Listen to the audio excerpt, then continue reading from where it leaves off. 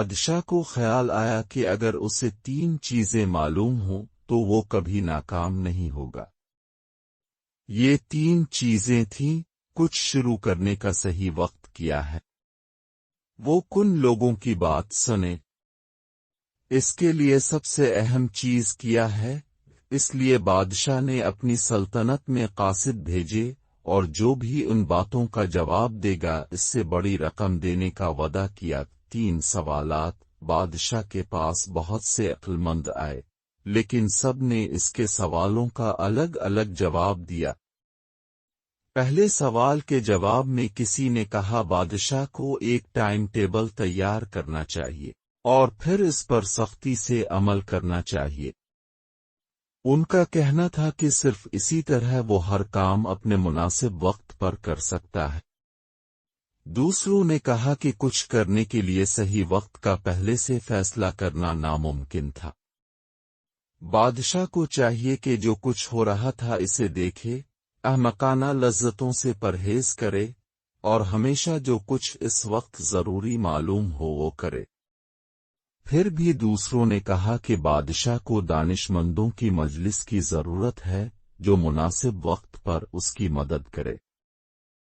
اس کی وجہ یہ تھی کہ ایک آدمی کو دوسروں کی مدد کے بغیر درست فیصلہ کرنا ناممکن ہو جائے گا، ہر عمل کا صحیح وقت۔ لیکن پھر دوسروں نے کہا کہ کچھ چیزیں ایسی ہیں جو فوری ہو سکتی ہیں، یہ باتیں کونسل کے فیصلے کا انتظار نہیں کر سکتی تھیں۔ کچھ کرنے کے لیے صحیح وقت کا فیصلہ کرنے کے لیے ضروری ہے کہ مستقبل پر نظر ڈالی جائے، اور یہ کام صرف جادوگر ہی کر سکتے تھے، اس لیے بادشاہ کو جادوگروں کے پاس جانا پڑے گا۔ دوسرے سوال کے جواب میں بعض نے کہا کہ بادشاہ کے لیے سب سے زیادہ ضروری لوگ اس کے کونسلر تھے، دوسروں نے کہا پادری چند، دوسرے نے ڈاکٹروں کا انتخاب کیا، اور پھر بھی دوسروں نے کہا کہ اس کے سپاہی سب سے زیادہ ضروری تھے۔ تیسرے سوال کے جواب میں بعض نے کہا کہ سائنس، دوسروں نے لڑائی کا انتخاب کیا، اور دیگر نے مذہبی عبادت کی۔ چونکہ ان سب کے جوابات مختلف تھے، اس لیے بادشاہ مطمئن نہیں ہوا، اور اس نے کسی کو کوئی انعام نہیں دیا۔ اس کے بجائے اس نے ایک حکیم سے مشورہ لینے کا فیصلہ کیا جو اپنی حکمت کے لیے بہت مشہور تھا۔ درویش ایک جھونپڑی میں رہتا تھا جہاں سے وہ کبھی کہیں نہیں گیا تھا، اس نے سادہ لوگوں کے علاوہ کوئی نہیں دیکھا، اور اس لیے بادشاہ نے عام لباس پہن لیا۔ اس سے پہلے کہ وہ حکیم کی جھونپڑی تک پہنچے بادشاہ نے اپنا گھوڑا اپنے محافظ کے ساتھ چھوڑ دیا اور اکیلا چلا گیا۔ جیسے ہی بادشاہ حکیم کی جھونپڑی کے قریب پہنچا تو اس نے دیکھا کہ وہ جھونپڑی کے سامنے زمین کھود رہا ہے۔ اس نے بادشاہ کو سلام کیا اور کھدائی جاری رکھی۔ حکیم بوڑھا اور کمزور تھا، اور جیسا کہ وہ کام کرتا تھا اس نے زور سے سانس لیا۔ بادشاہ حکیم کے پاس گیا اور کہا، عقل مند، میں آپ کے پاس 3 سوالوں کے جواب لینے آیا ہوں، میں صحیح وقت پر صحیح کام کرنا کیسے سیکھ سکتا ہوں؟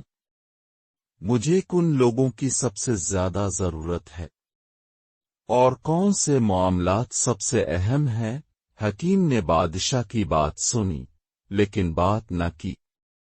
وہ کھدائی کرتا چلا گیا۔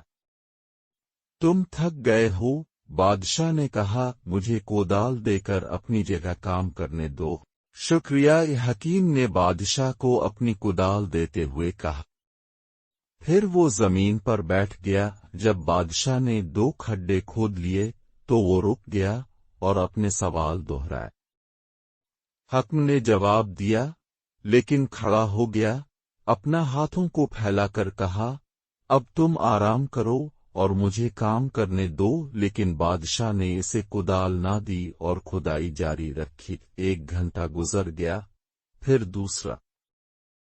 سورج درختوں کے پیچھے ڈھل گیا، اور آخر کار بادشاہ نے کدال کو زمین میں ٹھونس دیا اور کہا، عقل مند، میں تمہارے پاس اپنے سوالوں کے جواب کے لیے آیا ہوں، اگر تم مجھے کوئی جواب نہیں دے سکتے تو مجھے بتاؤ، میں گھر واپس آؤں گا۔ یہاں کوئی دوڑتا ہوا آ رہا ہے، حکیم نے کہا۔ بادشاہ نے مڑ کر دیکھا تو ایک داڑھی والا ان کی طرف بھاگ رہا تھا۔ اس کے ہاتھ پیٹ پر دبائے ہوئے تھے، جس سے خون بہہ رہا تھا۔ بادشاہ کے پاس پہنچ کر وہ بے ہوش ہو کر زمین پر گر پڑا۔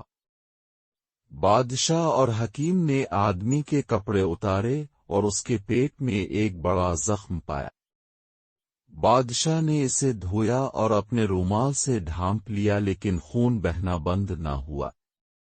بادشاہ نے دوبارہ کپڑے سے بند کیا تو زخم سے خون بہنا بند ہو گیا۔ آدمی نے بہتر محسوس کیا اور کچھ مانگا پینے کے لیے۔ بادشاہ تازہ پانی لایا اور اسے دیا۔ اس وقت تک سورج غروب ہو چکا تھا اور ہوا ٹھنڈی ہو چکی تھی۔ بادشاہ نے حکیم کی مدد سے زخمی آدمی کو جھونپڑی میں لے جا کر بستر پر لٹا دیا۔ آدمی نے آنکھیں بند کر لیں اور خاموش ہو گیا۔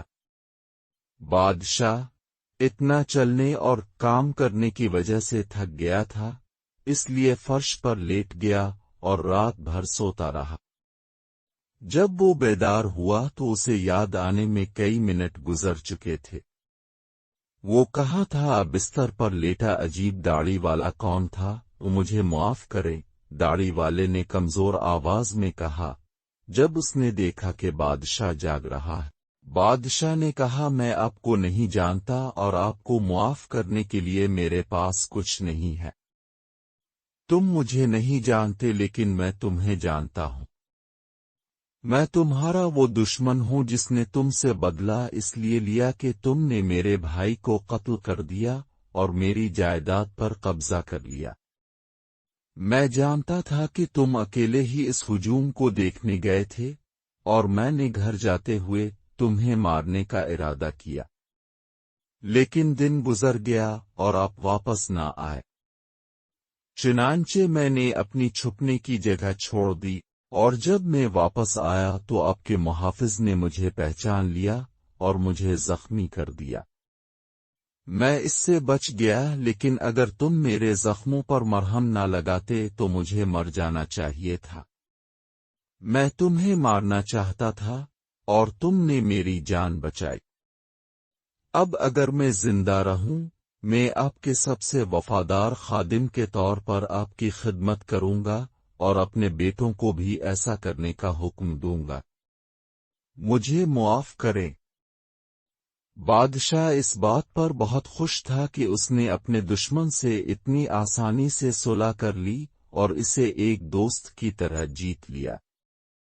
اس نے نہ صرف اسے معاف کر دیا بلکہ کہا کہ وہ اپنے نوکروں اور اپنے ڈاکٹر کو اس کی دیکھ بھال کے لیے بھیجے گا اور اس کی جائیداد واپس دینے کا وعدہ کیا۔